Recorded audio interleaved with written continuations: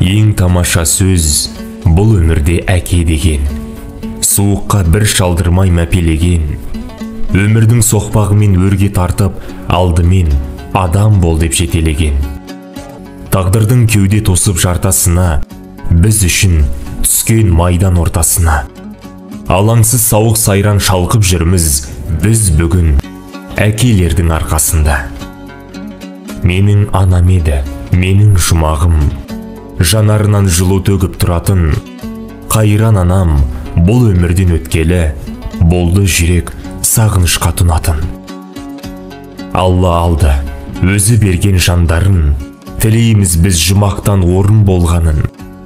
Туыс бауыр достарынан сұраймыз, дұға оқып, естеріне алғанын.